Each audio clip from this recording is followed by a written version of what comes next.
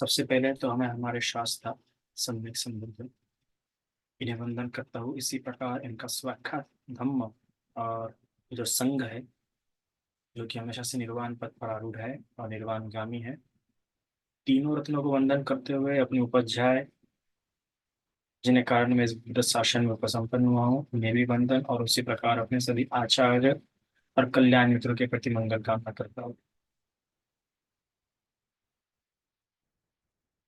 तो आज पूर्णिमा है। सभी ने शील ग्रहण किए होंगे, अष्टशील ग्रहण किए होंगे और उसे पालन करने का प्रयास कर रहे होंगे। प्रयास होगा कि वाणी से, काया से और मन से किसी प्रकार का कोई शील भंग न हो। यदि शील भंग होता है तो अवश्य किसी दूसरे व्यक्ति की हानि होने की संभावना रहती है। एक धार्मिक व्यक्ति कभी ये नहीं चाहेगा कि उसके कारण किसी दूसरे व्यक्ति की हानि हो, किसी दूसरे व्यक्ति का नुकसान हो, किसी दूसरे व्यक्ति से कुछ छीन लिया जाए। क्योंकि धर्मता जो व्यक्ति की होती है, ये बुद्ध शासन में जो बुद्ध की जो उत्पत्ति है वो उसी कारण से है। कोई बुद्ध इसलिए बोधिसत्व नहीं होता है किसी को से बुद्ध होना है और वो महान सब्भानुत ज्ञान प्राप्त करना है। सिर्फ सब्भानुत ज्ञान प्राप्ति की इच्छा से कोई व्यक्ति इतने कल्पों से पारमिता पूरे करने का प्रयास नहीं करता कि मैं इतना ज्ञानी हो जाऊंगा, सभी चक्रवालों के देवता आके मुझे वंदन करेंगे, या इस पूरे जम्बू द्वीप में मेरा शासन चलेगा। इस इच्छा से कोई दूसरे को नहीं होता, क्योंकि तो अहंकार हो जाएगा। बोधिसत्व की संकल्पना ही या बोधिसत्व का विचार ही करुणा से उत्पन्न है। महाकारुण्य को जो कहा जाता है, उन्हें इस कारण से नहीं कहा जाता कि वो बुद्ध हुए हैं या वो धर्म प्रचार प्रसार कर रहे हैं। जन बहुजन हिताय बहुजन सिखाए, बहुजन के हित के लिए, बहुजन के सुख के लिए, कल्याण के लिए भगवान धर्म बता रहे हैं, इसीलिए उन्हें महाकारुण्य नहीं कहा जाता। या इसलिए भी नहीं कि वो स्वयं हो गए, कई सारे व्यक्तियों के पास गए, उन्हें धर्म समझाया, उन्हें धर्म समझा के उन्हें भाव संसार से, तृष्णाओं से, अविद्याओं से मुक्त किया। और ये करुणा, उनकी महाकरुणा, एक करुणा होती है और एक महाकरुणा होती है। उनकी महाकरुणा इसलिए कहा जाता है कि बोधिसत्व जिस जन्म में उन्होंने बोधिसत्व का पद स्वीकारा, उसी जन्म में चाहे तो वो क्या हो सकते थे, अरहंत हो सकते थे। और वो भी सिर्फ अरहंत नहीं, बल्कि छल्ल भिन्न, छह अभिज्ञाओं के साथ और पटिसंभिदा मत के साथ और तीन विद्याओं के साथ, इस प्रकार से वो अरहंत हो सकते थे। पर नहीं हुए। क्यों नहीं हुए? करुणा।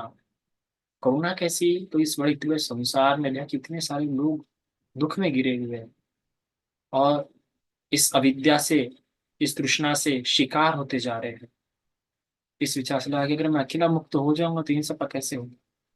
तो अपने अकेले का मुक्ति का विचार त्याग देते हैं और बोधिसत्व का पद स्वीकार करते हैं। पर यही एक कारण नहीं है।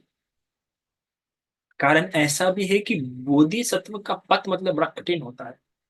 इसको एक उदाहरण से समझाया गया है कि समझ, जब एक पूरा चक्रवाल है, आप जानते सिर्फ एक पृथ्वी की बात नहीं कर रहा, तो एक पूरे चक्रवाल की बात कर रहे हैं। तो ये पूरा चक्रवाल है, इस पूरे चक्रवाल में से खड़े चाकू गड़े हुए हैं। तो एक अंत से चल के दूसरे अंत तक पहुंचना मतलब बोधिसत्व होते हुए अपने पारमिता पूरे करना। तो इतना बड़ा त्याग, तो इतना त्याग इसलिए किया सिर्फ जनहित के लिए, जन कल्याण के लिए। क्योंकि मैं बुद्ध होगा तो मैं करोड़ों को, असंख्य लोगों को मुक्त कर सकता हूँ, सिर्फ इस विचार से, इसलिए उनको महाकारुण्य कहा जाता है। तो जन का कितना विचार है, जन कल्याण का, जनहित का, जन सुख का इतना विचार इस बुद्ध शासन में किया जाता है। इसलिए भी इसके शीलों में हमेशा ये नीत रहेंगे कि आपके व्यवहार से, शील मतलब कि आपके व्यवहार को संभालना, आपके वर्तन को संभालना।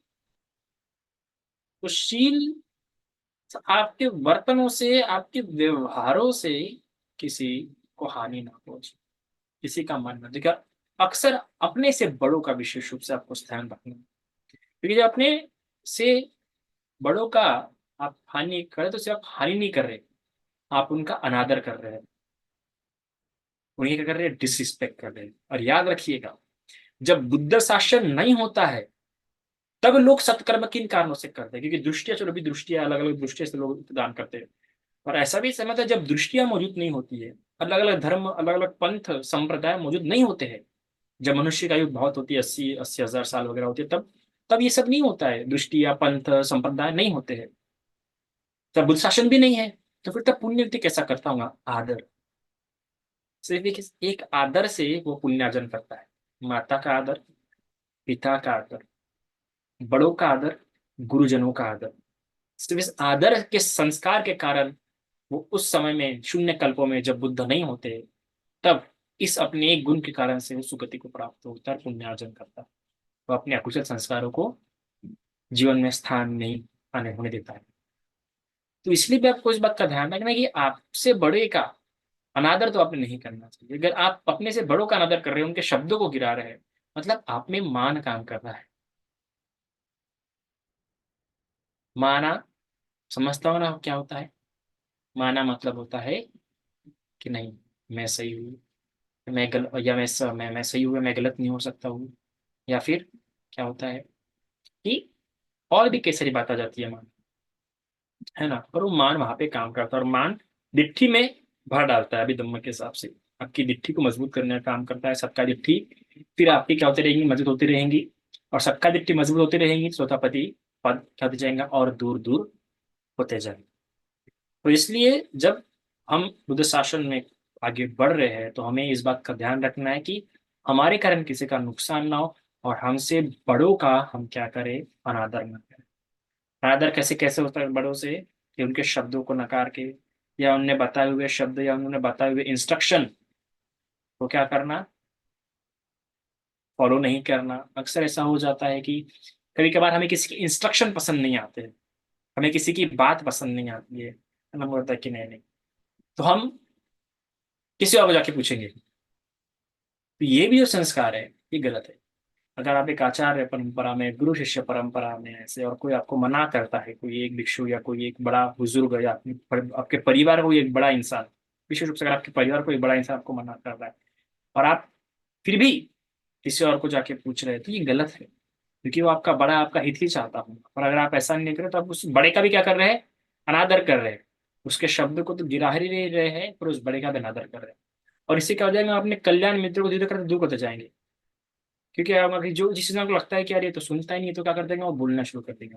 इसको मेरी बताई बातें गलत लगती है तो क्या बोलेंगे, अरे यार इसको मेरी बातें गलत लगती है तो बताना ही नहीं चाहिए। ऐसा हो जाता है, और ये बहुत ही एक तरह से अच्छा कर्म भी नहीं है। देखिए, दो बातें हो जाती है। दो बातें कैसे होती है कि, तो सबसे पहले ज्ञान को लेके क्या करना, स्पष्ट करना। और जब ज्ञान के विषय में आप ज्ञान के विषय में कोई प्रश्न पूछ रहे हैं, तो ठीक है, अगर आपको एक बंदे का नहीं समझ रहा है, एक बंदे का और आपको क्लियर करना है, तो आपके दूसरे बंदे से जाके पूछ रहे हैं। ठीक है, आपको अपने अपनी मम्मी से पूछा और आपको उतना अच्छा लगा उसका जवाब, या उतना स्पष्ट नहीं हुआ, या आपका मन संतुष्ट नहीं हुआ, तो इसलिए क्या कर रहे हैं, आप उसी प्रश्न को किसी अपने अपने पिता से या किसी बड़े बुजुर्ग जाके पूछ रहे हैं। उसमें कोई बड़ी गलती नहीं है, क्योंकि आप अपने ज्ञान का क्या कर रहे हैं, फर्निश करने की कोशिश कर रहे हैं। तो दिस इज डिफरेंस, कि अगर अपने ज्ञान को फर्निश करने का, ज्ञान को बढ़ाने का, ज्ञान को स्पष्ट करने का या संतुष्ट करने का प्रयास करें तो ठीक है। पर आज्ञा का पालन, ये ज्ञान नहीं होता। आज्ञा का पालन क्या होता है, जब हमें कोई इंस्ट्रक्शन दे रहा है कि तुम ऐसा मत करो, वैसा मत करो, और हमको उसका ठीक ही लग रहा है, हम किसी और को जाके पूछे, तो ये गलत है। क्यों गलत होगा, क्योंकि किसी ने हमें कोई इंस्ट्रक्शन दिया है, तो इसका मतलब हमने उस व्यक्ति ने कोई बात देखी है, आप में देखिए, या आपके आप इससे व्यवहार कर रहे हैं उसमें वो बात देखिए, तो उसको ध्यान में रखते हुए आपको क्या मिले, इंस्ट्रक्शन मिले। पर वही आप बात किसी और जाके पूछ रहे हैं कि नहीं यार वो बंदे ने तो ऐसा बोला, नहीं यार मम्मी ने वो बोली, पापा ने वो बोला, आप बताइए क्या है, फिर वो आपको कुछ और दे रहा है। अभी वो आपको इसलिए और कुछ और सलाह मशवरा दे रहा है, क्योंकि उसको उतनी डीपली बात पता नहीं होगी आपकी, या वो बात आप में दिखी नहीं होगी, इसलिए कुछ और दे रहा है। तो यहाँ पे क्या हो जाएंगी, फिर इन दो व्यक्तियों में, जिन दो व्यक्तियों से आपने पूछा, उन दो व्यक्तियों में क्या हो जाता है, फिर मतभेद होना शुरू हो जाता है, कि मैंने बताया, मेरी बातों को गलत बता रहे हो, है ना। तो आपके एक बात के कारण फिर उन दो लोगों में मतभेद होगा, फिर आपको भी क्या हो जाएगा, फिर ऐसा, फिर आप में भी धीरे क्या जाती है, ऊंच नीचता की भावना रहती है। नहीं, फिर आप भी अपना जो सलाह मशवरा जो हो जाता है, वो आप अपना चेंज कर सकते हैं, नहीं उस जाके पूछता हूँ, और इससे आप में चंचलता ज्यादा प्रवेश करती है, मोह मोह ज्यादा प्रवेश करता है। माना, और अगर साइकोलॉजिकली देखें तो फिर अगर कंफर्मेशन बायस करके कंसेप्ट है साइकोलॉजी में, उसमें क्या होता है कि हाँ, हमें उस व्यक्ति की बात अच्छी नहीं लगी, हमें अच्छी नहीं लगी इसलिए हम उसके आंसर को एक्सेप्ट नहीं कर पा रहे, तो अभी हम उस इंसान अब तब तक हम दूसरे दूसरे लोगों से पूछते फिरते जब तक कि हमें हमारे अनुकूल उत्तर ना मिले। और भले किसी एक ने मना किया होगा, भले 10 लोगों ने मना किए होंगे, पर किसी एक इंसान ने हाँ उसके अनुकूल उत्तर दिया होगा तो उसकी मानेगा नहीं, बाबा हाँ ये बात ठीक कह रहा है, उसकी मान के बाकी 10 लोगों को नकार देगा। तो इस प्रकार से मोह और माना मजबूत होता है, और एक तरह का जो साइकोलॉजी का जो कंसेप्ट है कंफर्मेशन बायस, कि वो सिर्फ अपने अपने अपने विचार को स्ट्रांग करने के लिए वो किसी एक व्यक्ति का नहीं सुन रहा है कि नहीं, और इससे उससे जाके पूछते जा रहा है कि नहीं ये है क्या, इन्होंने तो ऐसा कहा, उन्होंने तो वैसा कहा। तो फर्क होता है दो बातों में। एक तो देखिए कि इंस्ट्रक्शन अगर आपको मिले हैं कि बताया कि ये मत करो वो मत करो, डूज एंड डोंट्स बताए गए हैं, तो यू शुड फॉलो, कि उस इंसान ने कुछ देखा होगा आप में, तब वो आपको क्या दिए होंगे, इंस्ट्रक्शन दिए होंगे। पर ज्ञान को लेकर सवाल होगा तो हाँ, ज्ञान को लेकर आप लोगों को 10 लोगों से पूछना चाहिए, तो इससे आपका नॉलेज क्या होगा, रिफर्निश होता है, और नॉलेज क्या हो जाता है, नॉलेज में इजाफा होती है। पर अगर डूज एंड डोंट्स विनय को लेके, हामी नामी को लेके अगर आप इसको उसको पूछ रहे होंगे, तो इससे क्या होंगे, आपके स्वभाव में क्या हो जाएगा, परिवर्तन हो जाएगा, और आप में जो गुरु परम जो बढ़ना होता है, जो पालन करना होता है, वो नहीं हो जाएगा, और फिर मतांतर में आप कंफ्यूज होते जाओगे, और एक का एक को छोटा एक को बड़ा, या इस प्रकार से कई सारे प्रॉब्लम्स आ जाएंगे, संग में भी प्रॉब्लम आ जाती है, जिस ग्रुप में आप रह रहे हैं, जिस ग्रुप में आप रह रहे हैं उसमें दिक्कत होती है, कई सारी प्रॉब्लम्स क्रिएट हो जाती है। हम देखेंगे तो कम्मठान के विषय में भी ऐसा ही कहा गया है। आप देखो, जब कम्मठान की बात आती है तो कम्मठान के बारे में भी यही कहा जाता है कि अगर आपको कम्मठान है तो किसी एक आचार्य के पास जाओ, उसके पास रहो, वो आपकी चर्या देखेगा, फिर आपकी चर्या देखते हुए क्या करेगा, आपको वो सुझाव देगा कि हाँ पे ये पालन करो। अब उस व्यक्ति को पसंद नहीं आ रहा है और इसलिए फिर किसी दूसरे के पास जा रहा है, तो ये बात गलत हो जाएगी। फिर वो कोई दूसरा दे रहा होगा तो शायद से ये बताने में मुझे गलती किया हो। जैसे कि अभी कुछ दिनों पहले मुझे एक उपाध्याय का फोन आया था, उन्होंने बताया था कि भक्ति जी मुझे ऐसी ऐसी समस्या है, ध्यान में ये समस्या है, तो आप बताइए क्या होगा। तो उन्होंने मुझे पहले अच्छा, उन्होंने एक बात है कि मुझे अच्छा बता दिया पहले कि मैंने पहले भंते गुणानंद जी से बात किया हो। तो मैं खुद प्रोसीड अपना नॉलेज प्रोसीड करने के पहले मैंने उनसे ये पूछा कि भंते गुणानंद जी ने आपको क्या बताया, भंते गुणानंद जी ने आपको कौन सा कमट्ठान दिए, क्या बताया कि कौन सा पालन करना चाहिए, तो उन्होंने बोला कि ये फॉलो करना चाहिए। तो मैंने कहा उसी को फॉलो कीजिए, आपको आराम है, आपको आराम है तो फिर उसे फॉलो कीजिए। कई बार क्या हो जाता है कि हमें आराम नहीं मिलता है, कोई भिक्षु के द्वारा बताई गई बात तो हम तुरंत किसी और के पास शिफ्ट हो जाते हैं। किसी और के पास शिफ्ट होने के बाद आप उन्हीं भंते से क्लियर कीजिए कि भंते मुझे उतना आराम नहीं हो रहा है इस बातों से, तो आप बताइए क्या कहाँ पे गलती होगी। तो एकदम से किसी और बंदे के पास से किसी और डॉक्टर के पास शिफ्ट होने के पहले आपने क्लियर करना चाहिए कि देखिए मुझे ये आपने उपाय बताया था पर ये काम नहीं कर रहा। तो जब मैंने उस उपासक से इसलिए पहले पूछा कि भंते गुणानंद जी ने आपको क्या बताया और आपको आराम है या नहीं, मैंने कहा कि नहीं भंते जी मुझे आराम है। फिर मैंने कहा कि देखिए आप में ये जो अधैर्य था उसके कारण आप नहीं रहा है, कल आप उसी को अच्छे से कीजिए, 1 साल में 2 साल में आपका क्या हो जाएगा, ठीक हो जाएगा। ये कई सारी बातें होती है बुद्ध शासन में, या एक साधारण सा जीवन जिताते हुए, एक साधारण सा अपना व्यक्तित्व बनाते हुए आपको ये बात बहुत अच्छे तरीके से समझनी होगी कि जब आप अपने जीवन में चल रहे हैं, जो आप अपने जीवन में कई सारे कार्य कर रहे होंगे, कार्य करते हुए आपका एक चर्या बनती है, आपका एक स्वभाव बनता है।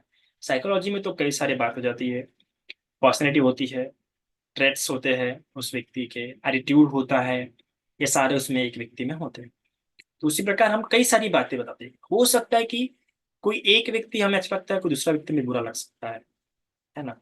हो सकता है कि हम किसी एक व्यक्ति के साथ ऐसा बर्तन कर सकते हैं कि दूसरे व्यक्ति के साथ वैसा बर्तन कर सकते हैं। इसलिए भी कमठान के विषय में भी जब हम देखते हैं तो यही कहा जाता है कि आप पहले आचार्य के पास कुछ समय रहे। सिर्फ आप एक दिन में जाएंगे आचार्य के पास, और इसलिए जब आप देखते हैं गोविंद जी की विपश्यना में जब करते हैं, क्योंकि वहां पे एक लॉन्ग पीरियड नहीं होता है रहने का, इसलिए क्या होता है कि आपको आनापान दिया जाता है, कि आनापान भी एक यूनिवर्सल कमट्ठान हो जाता है, कैसे भी चर्या को चल जाता है। पर कई बार हो जाता है कि आनापान में हर एक के लिए ठीक प्रकार से काम नहीं करता है। तो जो बात है कि रहना पड़ता है, क्योंकि हम क्या होता है कि जब मैं उपासकों से बात करता हूँ, जब मुझे कोई समस्या बताते हैं, साधना विषय हो विपश्यना विषय समस्या हो, जब मुझे बताते हैं, तो क्या होता है कि बताते वक्त हम कभी भी अपनी पूरी गलती नहीं बता पाते, हो ही नहीं सकते, याद रखना, क्योंकि हमेशा एक ईगो काम करता है। जब मैं भी कन्वर्सेशन करते रहता हूँ, या मैं जब मुझे कोई समझा रहा होता है, मेरी कोई गलती पे समझा रहा होता है, तो मैं भी बात करते वक्त क्या होता है कि वो एक्सेप्ट नहीं होती कई बार बातें, और उसको मैं क्लैरिफाई जस्टिफाई करने की कोशिश करता हूँ। तब समझ आता हूँ कि नहीं यार, तुम्हें जस्टिफाई करने की कोशिश कर रहा हूँ, ये तो मैं क्लैरिफाई करने की कोशिश कर रहा हूँ। क्योंकि हमेशा याद रखना, हम जब भी अपनी बात रखते हैं तो हम खुद को जस्टिफाई करने की कोशिश करेंगे ही करेंगे, क्लैरिफाई करने की कोशिश करेंगे, क्योंकि हम स्वतः सुखदागामी नहीं हुए ना। जो हम एकदम पारदर्शी होंगे, हमारी दृष्टि क्लियर होगी, है ना, हमें मोह है, हमें दिखती है, तो ये सभी, तो जब भी हम खुद के बारे में बोलेंगे या खुद के बारे में बताएंगे, तो उसमें कहीं ना कहीं जस्टिफिकेशन, क्लैरिफिकेशन, स्वयं को लेके झुकाव भी होता है। जैसे गुरु जी भी कहते हैं, जैसे गुरु जी या एक है, अच्छा क्योंकि हाँ गुरु जी से, गुरु जी को जब कहा गया था कि आप अपनी ऑटोबायोग्राफी लिखिए, तो गुरु जी ने यही कहा था कि अगर ऑटोबायोग्राफी लिखूंगा तो क्या हो जाएगा, खुद की ज्यादा प्रशंसा हो जाएगी। गुरुजी ने शायद से मैंने एक लेक्चर में सुना था, उन्होंने बताया था कि मुझे किसी ने बोला कि गुरुजी आप अपनी ऑटोबायोग्राफी क्यों नहीं लिखते, गुरुजी या आनंद क्वेश्चन मुझे याद नहीं आ रहा, पर वही कहते हैं कि अगर मैं खुद की बायोग्राफी खुद लिखूंगा तो कहीं ना कहीं उसमें प्रशंसा होंगी ही। जब इंसान खुद के बारे में लिखता है तो अपनी गलतियों को भी वो किसी ना किसी एंगल में स्पष्ट करेगा ही, कितना भी अच्छा क्यों ना। मैंने भी काफी जब खुद की गलतियां बताता हूं, तो मैंने नोटिस किया कि होता है, जब खुद की गलतियां खुद बताते हैं तो कहीं ना कहीं एक जस्टिफिकेशन, उसको क्लैरिफिकेशन होता है। तो इसलिए जब हम किसी व्यक्ति से बात करते हैं, या जब मुझे कोई व्यक्ति अपनी समस्या बता रहा होता है, तो मैं सिर्फ उनकी बातों को ही देख सकता, या जो मुझे बता रहे मैं उसको वैसे ही एक्सेप्ट नहीं कर सकता, क्योंकि खुद की बातें बताते हुए कैसे क्लैरिफिकेशन नहीं रहते। और अंडरस्टैंडिंग, अगर आपको खुद को लेकर अंडरस्टैंडिंग अच्छी है, तो इसका मतलब आपकी सती संप्रजन योनि मनसिका बहुत अच्छा है, आपका संयम, आपका संवर बहुत अच्छा है। और ऐसा सही में है क्या? अगर ऐसा होता तो आप सही में जल्दी स्वतापति हो जाएंगे, चक्रतागामी हो जाएंगे, अनागामी हो जाएंगे, अगर आपका यूनिसो मत्स्यकार पक्का है, आपका संवर पक्का है, आपका सती संप्रजन में पक्का है। तो ऐसा नहीं है। अगर आप खुद को अच्छे से जानते हैं, तो ये सरल सी बात होगी कि आपका यूनिसो मनसिकार अच्छा होगा, सती अच्छी होंगी, संप्रजन्य अच्छा होगा, और संवर अच्छा होगा। ये चारों बातें आपकी बहुत अच्छी होंगी, तभी मैं कह सकता हूँ कि आप खुद को जानते हैं। अगर आपकी चारों बातें अच्छी नहीं है तो ये बिल्कुल मत विचार कीजिएगा कि आप खुद को जानते हैं। फिर ये भी एक बात चलाई जाती है कि बाबा हमारे माँ बाप हमें अच्छे जानते नहीं। ये भी बात बोल रहे थे कि माँ बाप भी अपने बच्चे को पूरा नहीं जानते, नहीं जान सकते, है ना। दोस्त भी अपने इसको पूरा ये नहीं जानते, कोई किसी को पूरा नहीं जान सकता। क्यों? क्योंकि हम जो एक व्यक्ति है, हम समय के हिसाब से काम करते हैं। हम समय के हिसाब से क्या होते हैं, बदलते भी रहते हैं। हमारा जो स्वभाव है, हमारा जो चर्या है, जीवन भर एक समान नहीं रहती है। आपने कई सारे बच्चे देखेंगे जो बचपन में बहुत खामोश रहता था, और बड़े होने पर वो बड़ा बोल, वो बातूनी हो गया। फिर बचपन में बहुत बातूनी था और बड़े होके बहुत शान शान रहने लगा। कई सारे बच्चे आपने देखे होंगे, बचपन में बहुत शरारती था, बड़े होके बड़ा सभ्य बन गया। बचपन में बहुत नटखड़ा था, बड़े होके बड़ा अच्छा हो गया। कई सारे इवन बचपन के नहीं, युवापन की भी कई सारे आपने देखे होंगे कि शादी के पहले बच्चे बड़े अच्छे थे, पर शादी के बाद पत्नी का ये सुनने वाला हो गया। शादी के पहले माँ का बड़ा ध्यान रखता था, मैंने खुद अपने आंखों से देखा कि शादी के पहले से कई सारे थे जो बच्चों का बहुत ही अच्छे माता पिता का बहुत ही अच्छे से ध्यान रखते थे, इतने अच्छे थे क्या बताए कि पूरा इलाका उनकी बच्चों की बहुत तारीफ करता। पर शादी हो गई, शादी के 1 साल के अंदर में बच्चा बच्चा पूरा चेंज, माँ के तो ध्यान नहीं देता। तो चेंजेस, ये बिल्कुल भी नहीं है कि स्वभाव बचपन में ही चेंज होता है, बचपन से बड़े में नहीं। स्वभाव 60 साल की उम्र में भी चेंज हो सकता है और होता है, और ये एक साइकोलॉजिकल फैक्ट है। अगर आपको किताब पढ़े चेंजिंग द माइंड, तो उसमें साइंस साइंटिफिकली क्लियर किया गया है कि चेंज होते रहते हैं स्वभाव। तो इसीलिए भी इन बातों को भी ध्यान में रखते हुए हमें किस बात का सबसे ज्यादा ध्यान रखना है, हमें इस बात का ध्यान रखना है कि खुद को लेके इस प्रकार से टैग मत लगाइए कि मैं खुद को जानता हूँ, मैं क्या कर सकता हूँ, मैं क्या नहीं कर सकता हूँ। ऐसा विचार मत कीजिए, ठीक है। मुझे मेरी कमजोरियां, मुझे मेरे लोकल पता है, ऐसा भी विचार मत कीजिए, है ना। या इनकी बात गलत है, उनकी बात गलत है, ऐसा भी विचार मत कीजिए। ऐसे मत बोलिए कि मुझे पता है ना। इस बुद्ध शासन में अगर आप ऐसे शब्द इस्तेमाल करते हो कि नहीं नहीं, तुम्हें कुछ नहीं पता, मुझे पता है, नहीं मैं जानता हूँ ना, मुझे पता है मैं कैसा हूँ, नहीं मेरी माँ जानती है मेरे, है ना। ये शब्द बुद्ध शासन में इस्तेमाल बिल्कुल, जो ये जो व्यक्ति जो जो जो सत्य रखना चाहता है, जो संवृजन रखना चाहता है वो शब्द इस्तेमाल नहीं करेगा। क्यों? अगर ऐसे शब्द आप इस्तेमाल कर रहे हैं मतलब आप सती में नहीं है, और संवृजन आपका कमजोर होते जा रहा है। जो सती होंगे पर संवृजन आपका मजबूत नहीं है, इसका मतलब अगर आप ऐसे शब्द बोल रहे हैं तो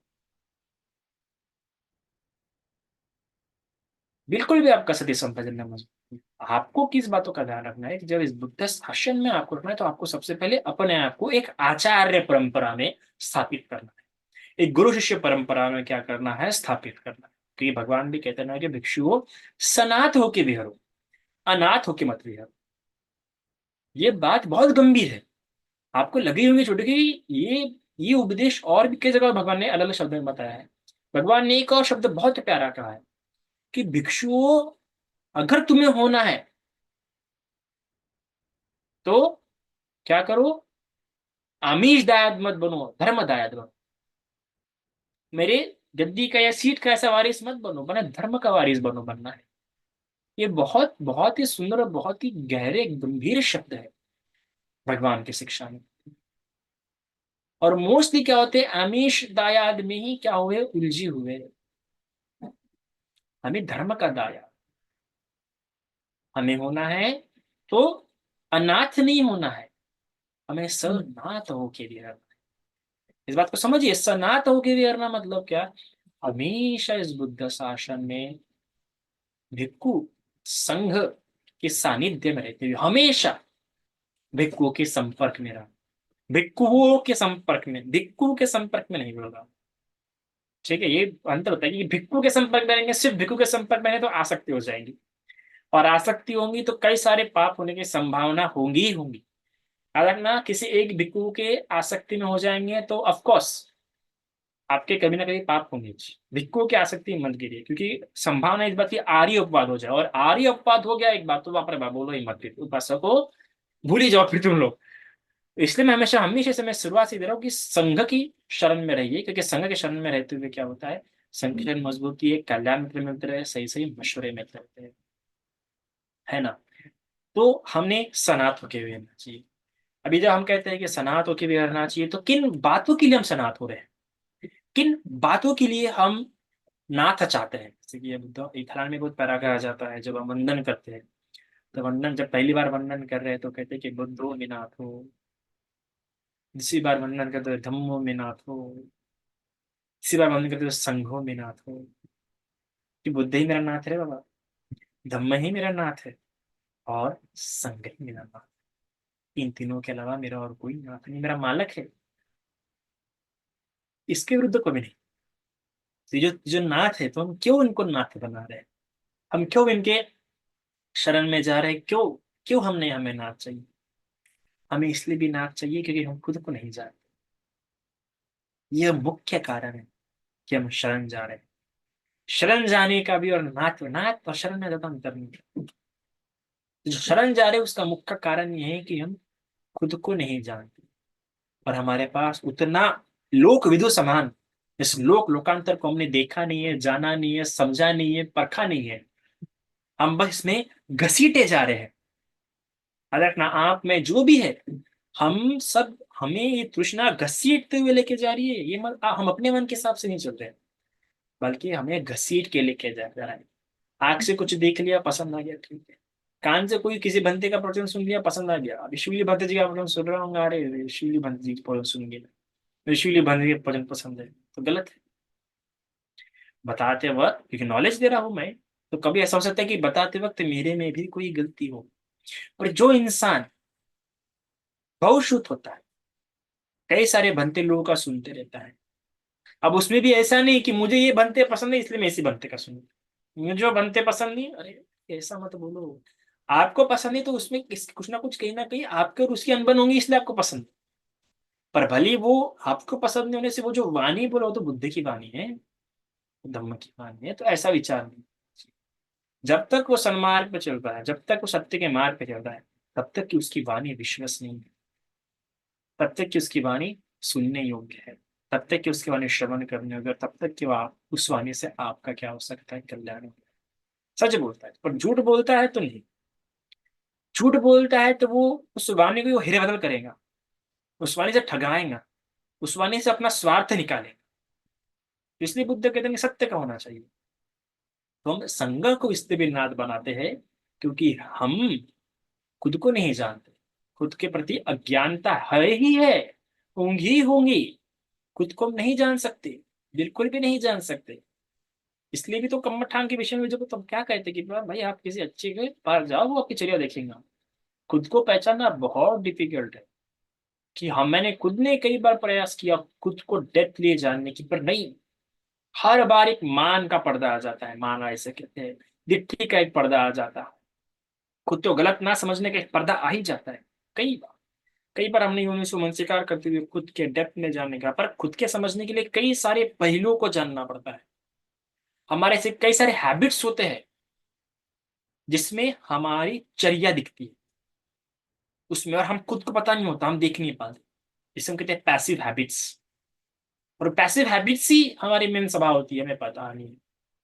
जैसे एक व्यक्ति मुझे अक्सर बोला था कि नहीं, मुझे अकेला रहना पसंद है ना, मैं ज्यादा किससे बात नहीं करता, मुझे भीड़ पसंद नहीं है। पर मैं अक्सर देखता था, अरे भाई ये फोन पे दिन भर लगा रहता था। जब भी भीड़ भीड़ में आ रहेगा तो एकदम प्रसन्न हो जाएगा, एकदम एक्साइटेड हो जाएगा। तो ये जो थी, ये उसकी पैसिव हैबिट्स थी, उसे पता ही नहीं, है ना। एक ऐसा लोग ऐसे होते हैं कि आमने सामने बोलने में अच्छे होते हैं, पर सोशल मीडिया पे उतने अच्छे नहीं होते बात करने में। तो कैसा लोग सोशल मीडिया पे अच्छे होते हैं पर ऐसे में पूरे इंट्रोवर्ट होते हैं। सोशल मीडिया पे, व्हाट्सएप पे, फेसबुक पे अच्छा लंबा लंबा बातें कर लेंगे, पर ऐसे आमने सामने बिल्कुल नहीं। ये कैसे हमारे पैसिव हैबिट्स होते हैं जो हम जो नहीं जान पा रहे। किस कारण सर, कई सारे हैबिट्स ऐसे होते हैं कि उसके लिए हमारा सबकॉन्शियस माइंड, अवचेतन मस्तिष्क क्या होता है, जिम्मेदार होता है। बचपन में कुछ घटनाएं घटने के कारण, या माता पिता के साथ संबंध अच्छे ना होने के कारण, या बड़ों का अनादर करने वाला स्वभाव होने के कारण, या चुप चुप रहने के स्वभाव, ऐसे कई सारी आदतें हैं जो हमें एक अलग पर्सनैलिटी टेंडेंसी क्रिएट कर देती है। आश्रयों के रूप में हम कई सारी बातें अपने अंदर बना लेते हैं। तो ये सारी बातें हम स्वयं नहीं देख पाते। याद रखिएगा, अरे हम आईने में भी जब खड़े होते हैं, तो जब आईने में खड़े होते तो हमें सिर्फ हमारे सामने कैसा दिखता है, पीछे का हिस्सा नहीं दिखता है। आईने में भी हम अपने आप को पूरा नहीं देख पाते, और आईने में हमारा रिफ्लेक्शन होता है, opposite reflection, not straight reflection. इस बातों को ध्यान में रखते हुए कि अगर हम संघ की शरण जाएंगे, इन तीन रत्नों की शरण, इन तीन रत्नों के नाद बनाएंगे, तो हम अपने आप को सन्मार्ग पर लगा पाएंगे। खुद को जानते हुए खुद की जो गलत बातें हैं वो दूर करेंगे। और जो पांच इंद्रिया इस बुद्ध शासन में बताई गई है, श्रद्धा इंद्रिय, वीर इंद्रिय, स्मृति इंद्रिय, है ना, समाधि इंद्रिय, वीर इंद्रिय, ये जो इंद्रिया बताई गई इसको मजबूत करते हुए, क्योंकि एक इंद्रिय मजबूत होने से थोड़ी मुक्ति होती है, पांचों के पांचों इंद्रिय मजबूत करनी पड़ती है। यहाँ एक इंद्रिय दूसरी इंद्रिय को मजबूत करने में सहायक हो सकती है, श्रद्धा इंद्रिय। श्रद्धा इंद्रिय से हमारा वीर इंद्रिय मजबूत हो सकता है, संभावना है, पर पूर्ण रूप से नहीं। हर बार ऐसा नहीं होता है ना।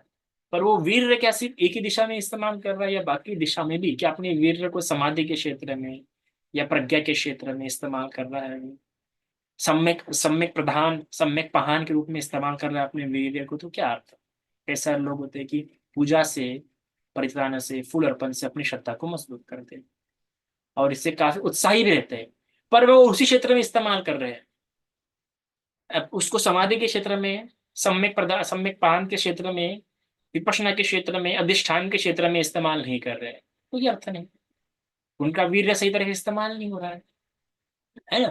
अगर हम जातक कथाएं पढ़ते हैं, धर्मपति कथाएं देखते हैं, तो क्या करता है बुद्ध ने अपने पूर्व जन्मों में क्या किया, सिर्फ एक ही प्रकार का कर्म किया क्या, कितने तरह के कर्म, कितने अलग अलग प्रकार से किए, कितने अलग अलग तरह का दान दिया, कितने अलग अलग तरह का चीजों का दान दिया।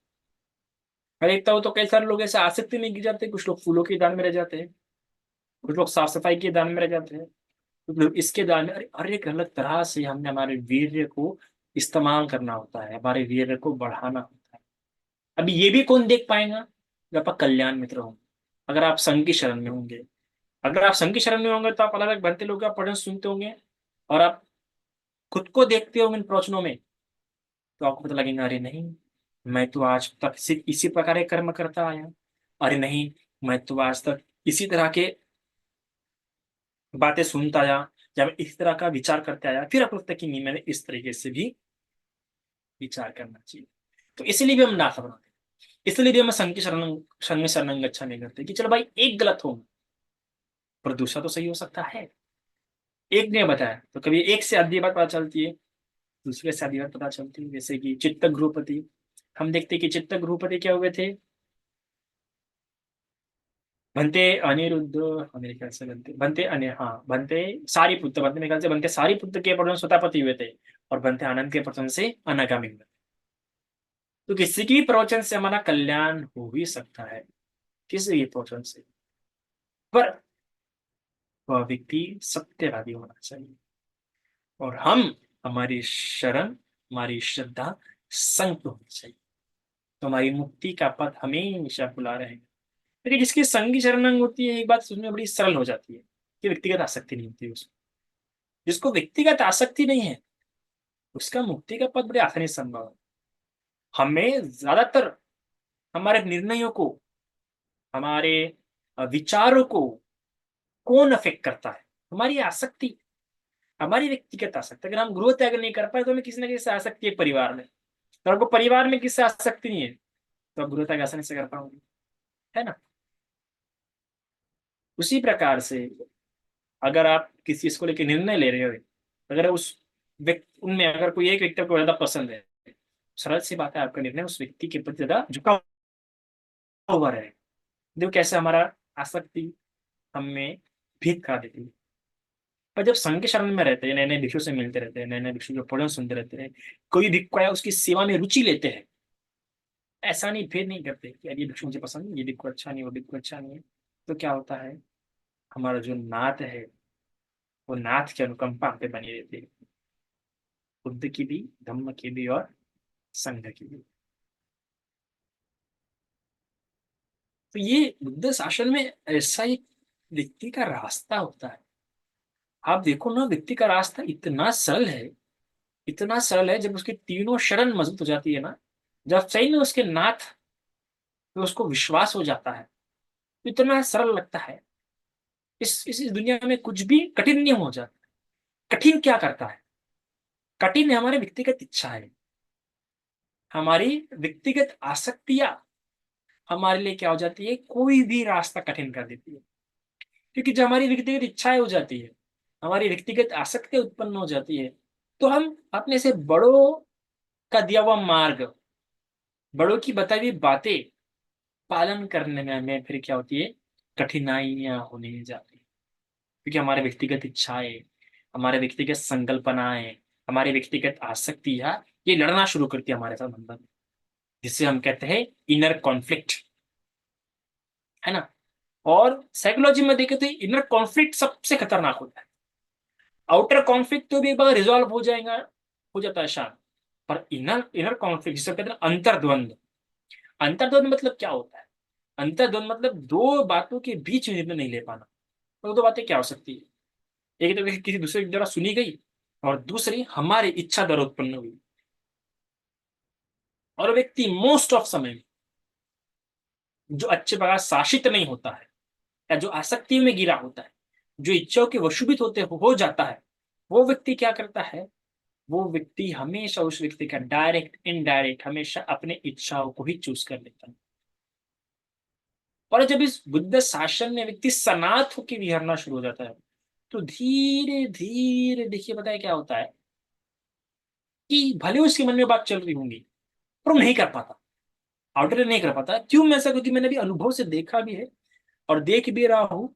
जब इस थाईलैंड में मैं देखता हूँ कि यहाँ पे क्या होता है कि हम देखते हैं कि कई बार हमें बड़े भंजीगत पड़ती नहीं, हमें नहीं लगती थी कि ये बात ठीक है, हमें लगता है कि ये काम ऐसा नहीं करना चाहिए, पर हम नहीं बोल पाते।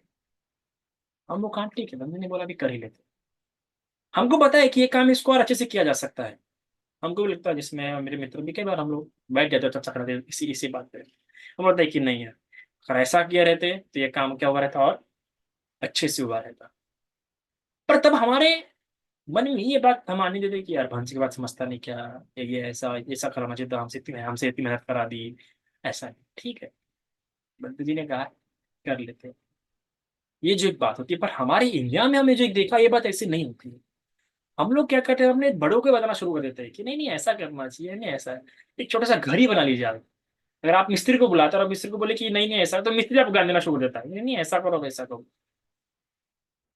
तो ये जो है ना, ये हमारी एक परंपरा बन गई, और हम मोस्टली क्या करते हैं, ज्ञान देखते हैं। इंडिया में जो ट्रेडिशन है, हम लोग अक्सर ज्ञान देखते हैं सामने वाले व्यक्ति को, और जी गलत बात है। अब मेरे में ज्ञान ज्यादा इसलिए हो सकता है कि मैंने किताबें पढ़ा, और अनंत तो नहीं हूँ जिससे अनुभव का ज्ञान रहेगा, है ना। तो अभी हम लोग अक्सर क्या देखते हैं, ज्ञान देखते हैं कि अरे कौन कितना जैसे बता रहे हैं, पर ऐसा भी हो सकता है कि जिनके पास नॉलेज अच्छा ना हो पर बताने में काफी अच्छे हो, समझाने में काफी अच्छे, अनुभव का क्या हो अच्छा हो, पर हम ज्ञान देते हैं, हमें लगता है कि नहीं नहीं भंते जी आपका यहाँ पे गलत हो रहा है, नहीं नहीं आपका यहाँ पे चुक रहा है, आपने ऐसा नहीं वैसा करना चाहिए था। तुरंत हम भंते जी का गलती निकालना लगना शुरू करते हैं, और ये क्या हो रहा है, ये एक ऐसी बात हो रही है कि हम अपने माना को मजबूत कर रहे हैं। और जब सही में ऐसा होता है, जब हम भंती की बात सीख करते हैं, तब पता है क्या होता है हमारे साथ साइकोलॉजिकली, तब हमारा जो ईगो है, जो मान है, स्ट्रांग होता है। जब भी हम बंदी को किसी बंदी को गलती बताते हैं, हम बोलते हैं कि नहीं इन्होंने ऐसा नहीं बताना, इन्होंने वैसा बताना चाहिए, और हम बता देते हैं, जाके बोल देते हैं कि नहीं यार मुझे आपका गलत है ये ऐसा। तो इसका मतलब हमने हमारे माना को स्ट्रांग किया। जब हम करेक्ट साबित हो जाते हैं, तो जब जब हम हमारे कमेंट को लेके, हमारे प्रिडिक्शंस को लेके सही साबित हो जाते हैं, तो उस समय पता है क्या होता है, उस समय हमारा ईगो स्ट्रांग होता है, हमारा कन्फर्मेशन बायस का जो पर्सपेक्टिव होता है वो और मजबूत मजबूत होते जाता है। तो इसलिए भी जब आप लोग एक बंती जी के साथ व्यवहार कर रहे होते हैं, या अपने बड़ों के साथ व्यवहार कर रहे होते हैं, तो अपनी इस बात को नहीं, हम बड़े जी ने, बड़े बुजुर्ग ने बात बताया है, कर लेते हैं। पर हमारे आजकल ये बच्चे क्या हो रहे हैं, नहीं नहीं नहीं नहीं आपको समझता नहीं, नहीं ये ऐसा करना पड़ता है।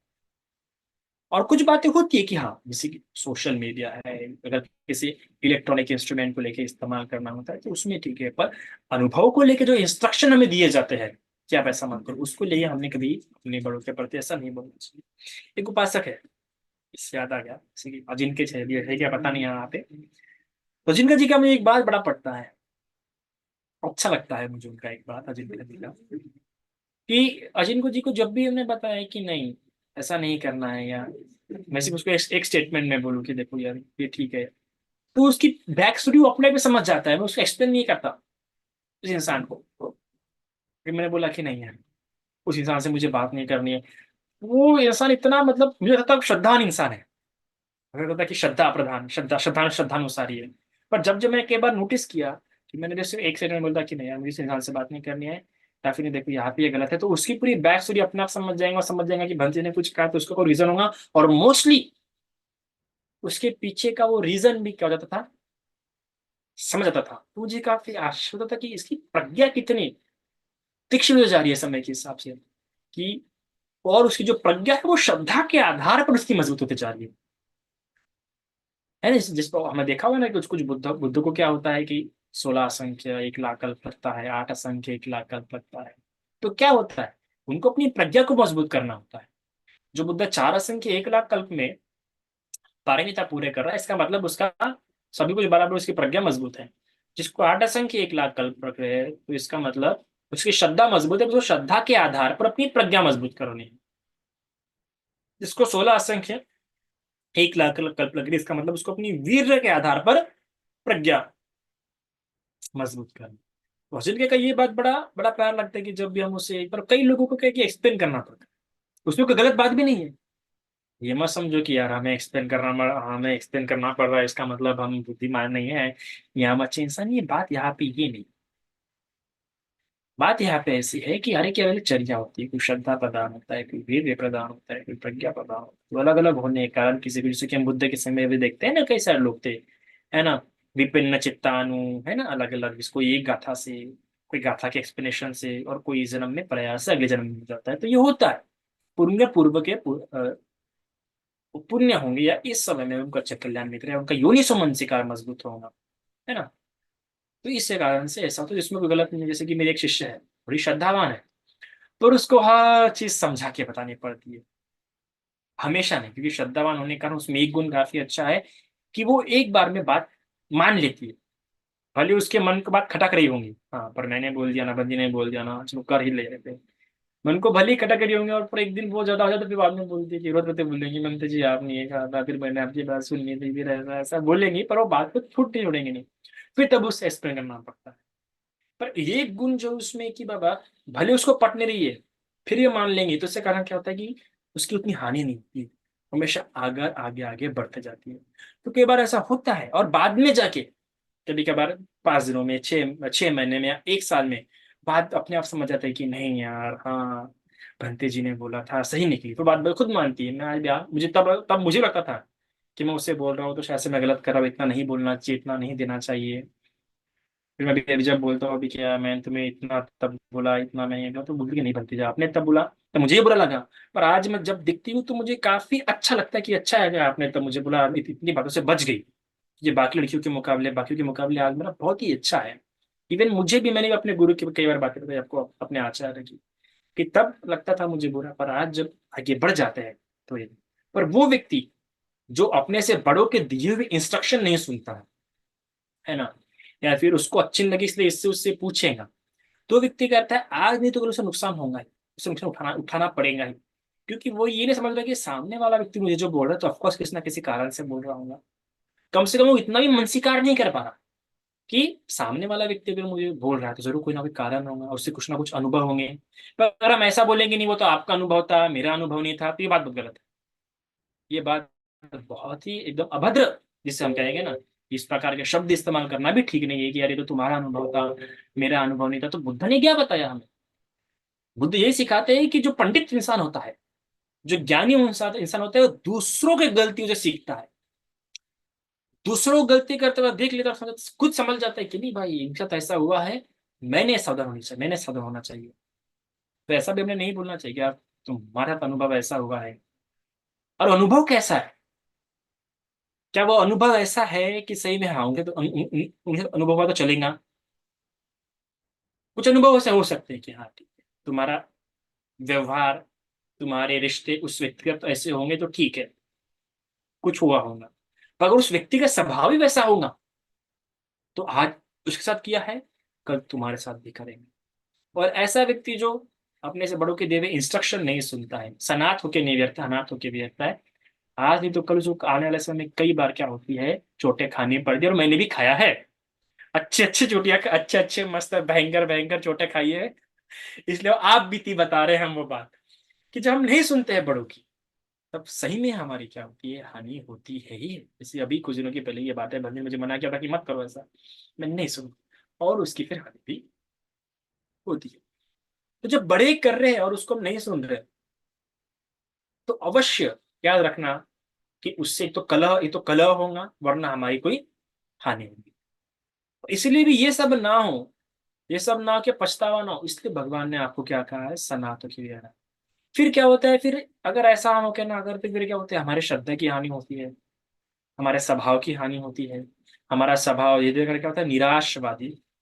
अभी नीरस और निराशा दोनों में थोड़ा सा अंतर है। निराशा थोड़ा सा आधुनिक शब्द है, और भगवान की भाषा नीरस होना बहुत अलग शब्द है। नीरस हो जाना मतलब दिल बाहर के जो आसक्तियां है उससे दूर हो जाना, बाहर के जो सुंदर सुंदर शुभानुपस्सी विहर ये छूट जाता है, उससे अशुभानुपस्सियों की विहरना शुरू करता है। उसकी अशुभ भावना जो होती है क्या होती है, मजबूत होते जाती है अगर नीरस होता है तो, निर्वेदी होता है तो। अगर निराश होते जा रहा है तो क्या होते जा रहा है, वो धीरे धीरे डिप्रेशन की ओर बढ़ते जाता है। तो जो व्यक्ति जो बड़ों की नहीं सुनता, ये नहीं सुनता, धीरे धीरे करता जाता है, उसके बहुत ही अ, निराश होता जाता है, सोसाइटी को लेके, इसको लेके, उसको लेके, और धीरे धीरे करके इसको उसको दोष देना शुरू कर देता है, नहीं तो खुद ही इंटरनली डिल्यूजनली पर्सनैलिटी उसकी होते जाती है।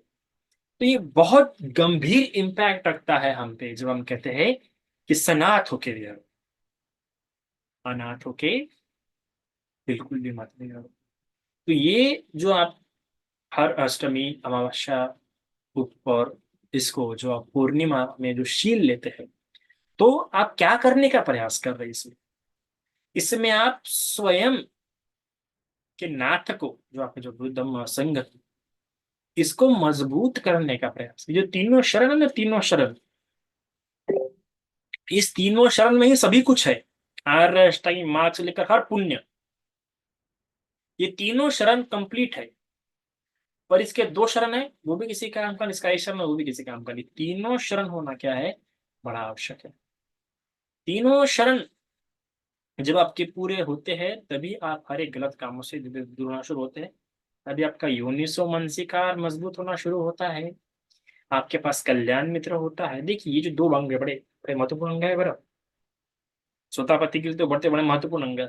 ये दो अंग नहीं होंगे, सोतापति आप नहीं बन पाओगे। तो जिसके तीनों शरण मजबूत होते हैं, है ना, जो जानता है क्या करनी है क्या अकरनी है। आप देखो, करणीय में कुशल में भी पहला शब्द करणीय सूत्र में भी पहला शब्द है करनी है। और बुद्ध भी अक्सर बोलते हैं क्या करनी है क्या अकरनी है, ये अच्छी प्रकार समझ लो। अगर ये नहीं समझ सकते तो कोई तुम इस बुद्धि शासन में नहीं चल पाओगे। तुमको भाई लग रहा होगा शील पालन कर रहे होंगे, तुम अपने 8 शीलों को टूटने नहीं दे रहे होंगे, तुम अपने 5 शीलों को टूटने नहीं दे रहे होंगे, पर उसके अलावा भी ऐसे कई सारे कुशल कर्म है जो इनडायरेक्टली पैसिवली होते हैं हमारे स्वभाव के कारण से। उसके कारण भी कई लोगों को दुख पहुंचता है और हम पकड़ नहीं पाते कि अरे इस बात में मेरा शील टूटा है, इस बात में, क्योंकि वो जो पैसिव कर्म होते हैं। इसलिए अगर आप कर्म के विषय में भी पढ़ते हैं तो एक सूत्र आता है मेरे ख्याल से उत्तर निकाय में, उसमें बहुत प्यारा बताया गया है कि ये 4 प्रकार के कर्म होते हैं। एक पूरे काले, है ना, कि अपने काले कर्म मुझे मत, इसको इंग्लिश में डार्क कर्म बताया गया है। और पाली मेरे ख्याल से शुक्ल या कृष्ण कृष्ण कर्म बताया गया है ना। मतलब कृष्ण कर्म, शुक्ल कर्म, शुक्ल कृष्ण मिश्रित कर्म और अशुक्ल अकृष्ण कर्म, अर्थात पूरे काले कर्म, पूरे काले कारनामे, सफेद कर्म, स्वच्छ कर्म, शुद्ध पूर्ण कर्म, और एक ऐसे कर्म भी होते हैं जो कृष्ण और शुक्ल मतलब सफेद मतलब स्वच्छ और काले, कुशल अकुशल दोनों मिश्रित होते हैं।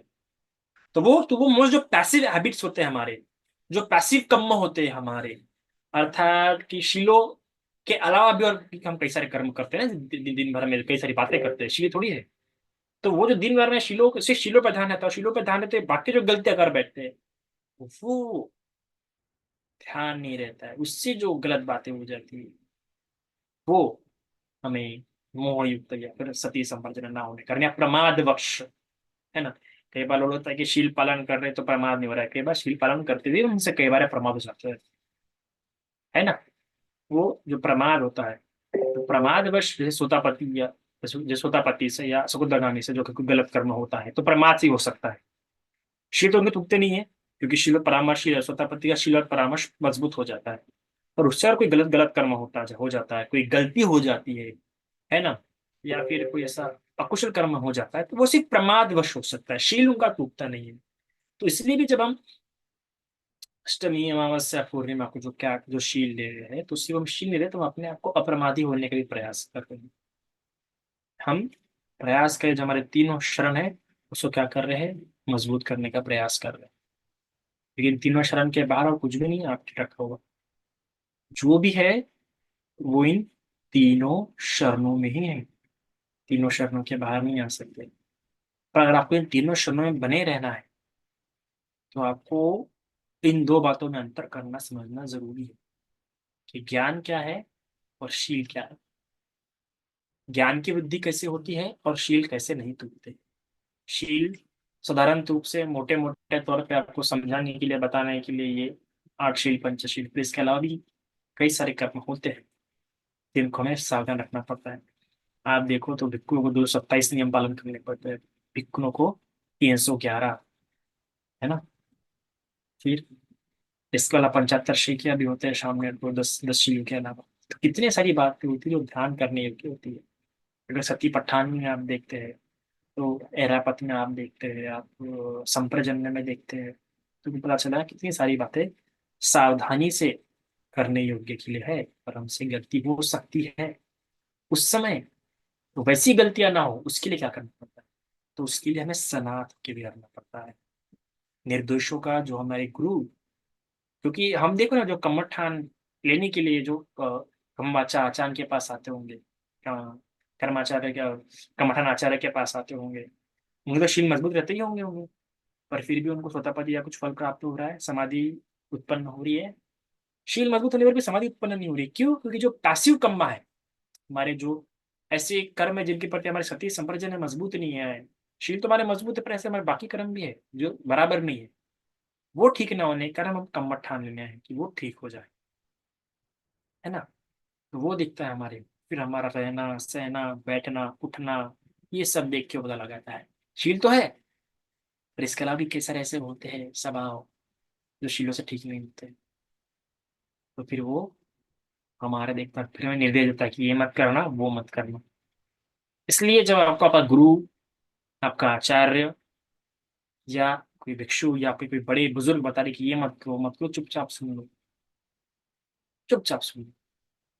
और जो इस प्रकार से होता, वो देखना, उसका जीवन देखना तो कितना मस्त होता है, कितना प्यारा होता है। उसको लगता होगा कई बार, पर आगे जाके वो खुद समझेगा कि हाँ, ये ऐसा है, कि हाँ, ऐसा नहीं करना चाहिए। मैंने बहुत सारे लोग देखा। तो एक तो उन लोगों से मैं बोलूँ कि आपके गुरु, आपके आचार्य जब कोई कोई आपको बात करने के लिए मना कर रहे हैं, तो उसके पीछे खुद खुद ब खुद रीजन समझ लो। अगर आप खुद ब खुद रीजन समझ रहे हैं, इसका मतलब कि प्रज्ञा तीक्ष्ण हो रही है, मतलब आप खुद एक गलतियां देखना सीख रहे हैं। जो आपका गुरु, आपका आचार्य या कोई भी व्यक्ति, बड़ा व्यक्ति आपको कोई बात करने के लिए मना कर रहा है, और आपको पट्टी रखी है, यार ये मुझे क्यों गलत बोल रहे हैं, और जब आप खुद की गलती देख रहे हो उस निर्णय में कि नहीं शायद से ऐसा बराबर देख भी लिया, और आपको लगा कि नहीं शायद से इस कारण से मुझे बनते नहीं बोला हूँ, तो समझ जाना आप खुद को जानना सीख रहे हैं।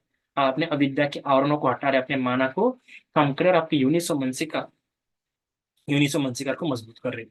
पर जब कोई भिक्षुक को मना कर रहा है कोई काम करने के लिए, और फिर भी आप वो काम कर रहे हैं, या किसी और से जाके पूछ रहे हैं, तो इसका मतलब आप अपने माना को मजबूत कर रहे हैं, और आपका यूनिसो मनसिकार नहीं, और यूनिसो मनसिकार मजबूत हो रहा है। तो इसलिए आज ये इसलिए बताया कि इस बातों का ध्यान रखो। पूर्णिमा में शील तो मजबूत है, पर शील के साथ इन पैसिव बातों को भी स्ट्रॉन्ग करोगे, तो समाधि का क्षेत्र आपके लिए क्या हो जाएगा, और भी आसान हो जाएगा। तो इतना आज के लिए काफी है। शांति, शांति, शांति।